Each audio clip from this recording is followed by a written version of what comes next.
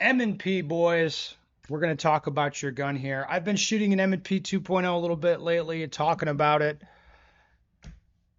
The response has been really interesting. There's a big fan base, big M&P fan base, and then people have had comments and hot takes going every different direction you can imagine. So let's go through your comments and see what you guys have to say. Now, one thing I did complain about it, well, yeah, I whinged about it a little bit in the video. It was about the mechanical accuracy of the M&P, which I don't believe is super duper good. I think it's fine. I don't think it's super duper good. Not like other pistols that I've used, like notably like the Glocks, the Gen 5 Glocks are pretty stellar in terms of their accuracy, which is noticeable, past 25 yards for me. I start to notice a little difference. So let's see a comment about that. It's not that the M&P is inaccurate. It's just that the Gen 5 Glocks are extremely accurate. I think a bullseye shooting channel tested a bone stock Glock 19 Gen 5 and got 4-inch groups off-the-shelf ammo at 50 yards. Yes, so a lot of people have tested Gen 5 Glocks for their accuracy. A lot of agencies that I've worked with and a lot of different organizations, they've tested the shit out of it. The Gen 5 Glocks are really accurate. Now, I agree with your assessment. It's not that the M&P is shitty. I don't really think that. It's just the Glocks kind of stand above other, similar striker-fired service pistol type of guns. I think the Glocks are exceptionally accurate and, well put together in that way. Do I think my M&P would benefit from an aftermarket barrel? Yes, I do. The right barrel put in there, I do think it would benefit from that. I've seen such a benefit with my SIG 320. Also, I should point out the reason that I'm not on the M&P 2.0 is because the 1.0s were so inconsistent. It had so many issues.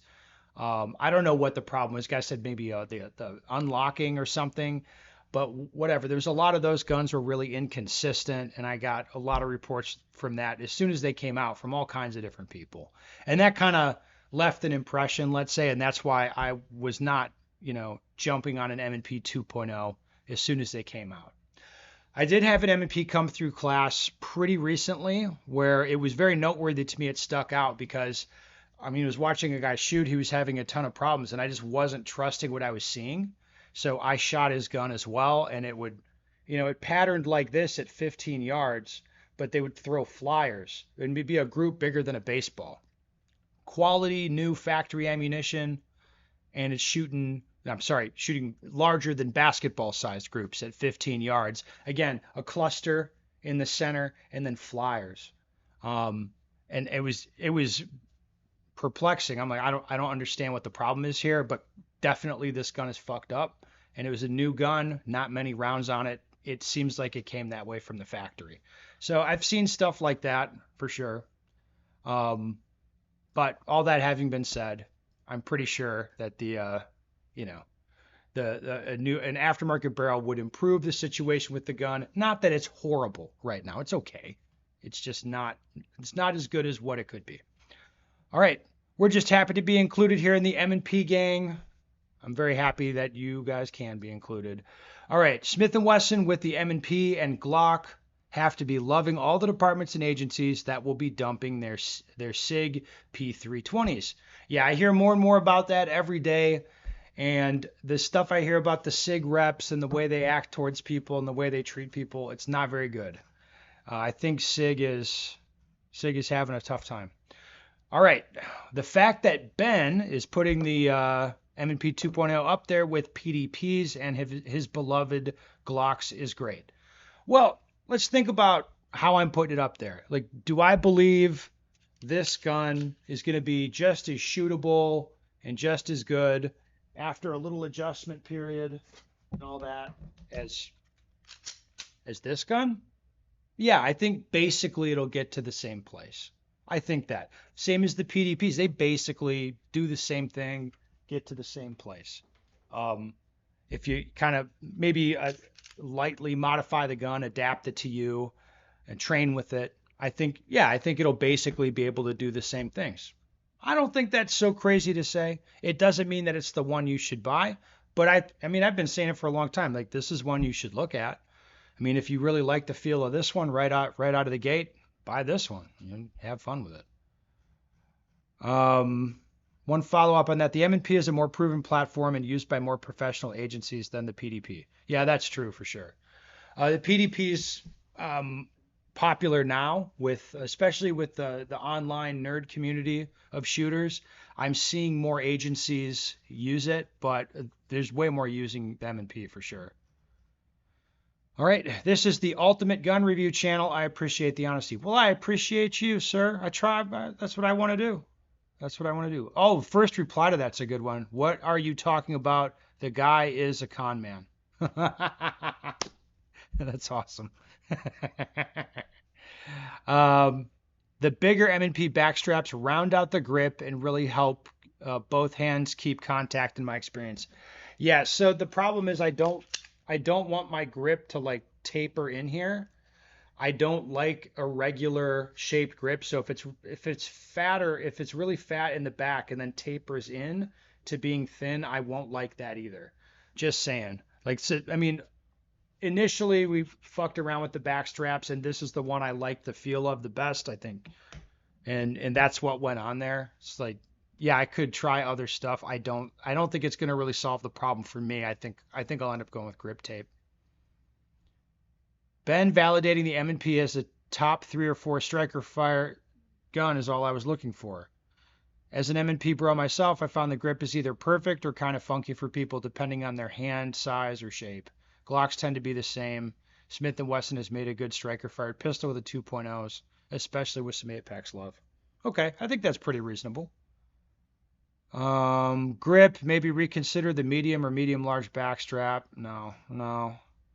Where I could reconsider it, but I don't think it's going to change my opinion. I'll just put on tape and it'll do what I want. Magwell, consider Floyd's custom press fit magwell. Maybe I'll put a magwell on. I don't normally magwell stuff. All right. Hopefully Smith is listening and gives us a marksman barrel going forward. I always wondered the difference between a Glock 47 and M&P 2.0 at distance. Thanks for the update. Yeah, okay. I think the first question we took at the beginning, like that guy's right. It's the Glocks are the Gen 5 Glocks are exceptionally accurate mechanically. I mean, if you'd ask me 15 years ago how I felt about this, I'd be like, you're not going to be able to tell.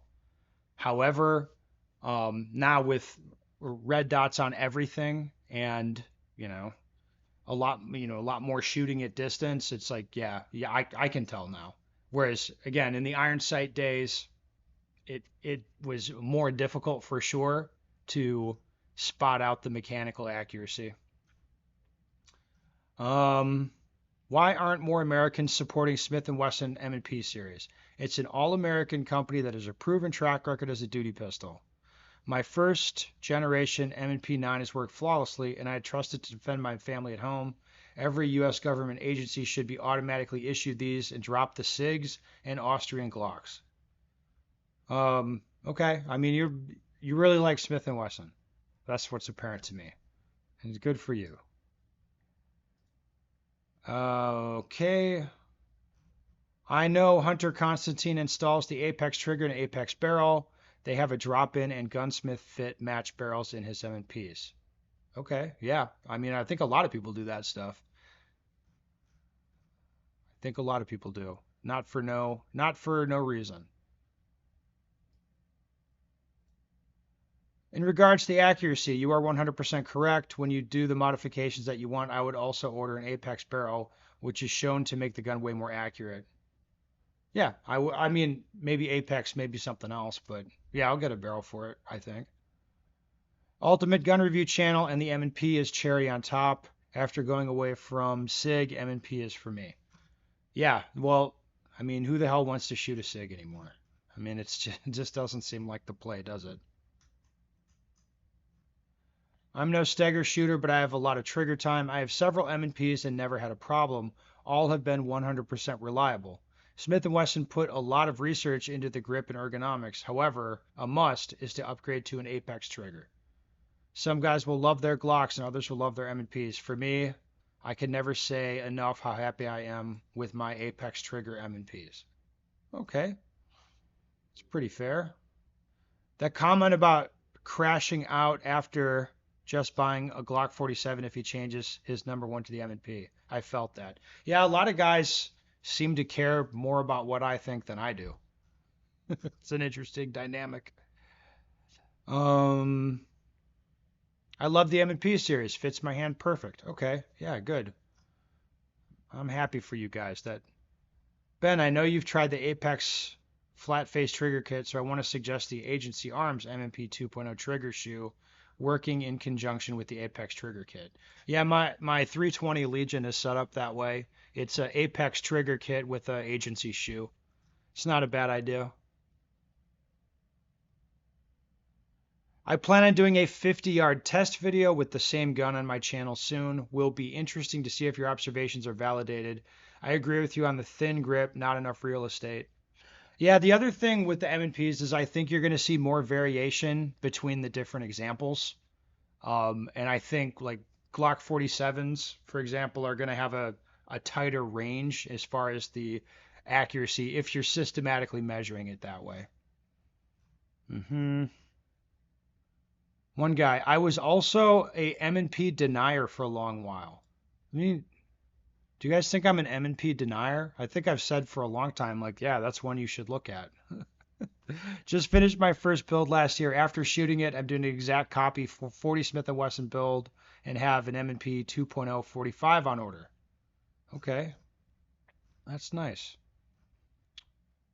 Interesting observation on the width. I think he means width of the grip. This gun is definitely thinner than the Glocks.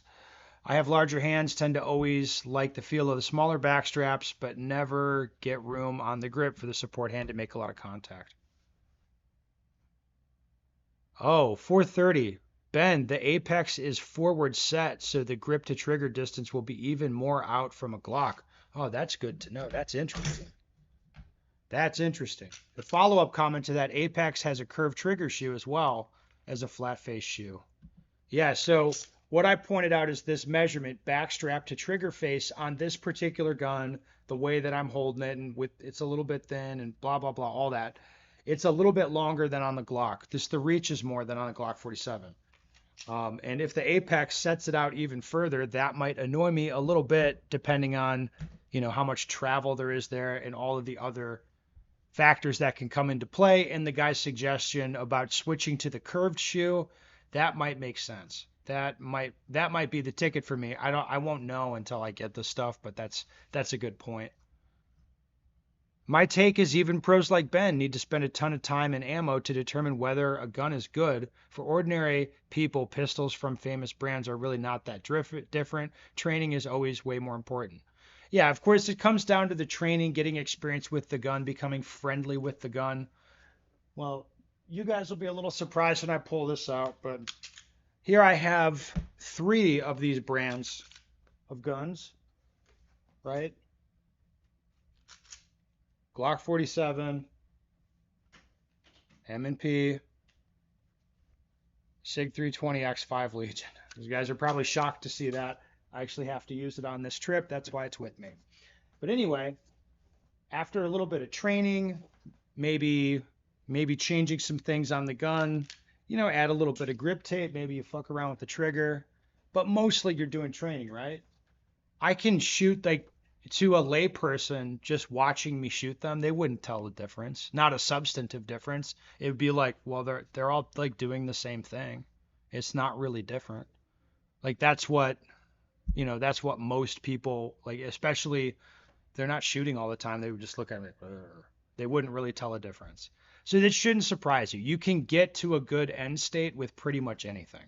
I mean, if you're willing to to do the training and adapt yourself and all that stuff.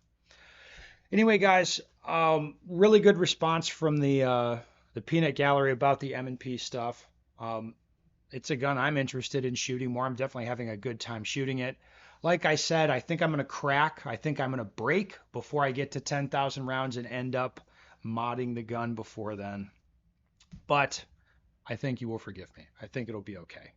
Anyway, that's all for now. If you have any more M&P related questions, put them down below.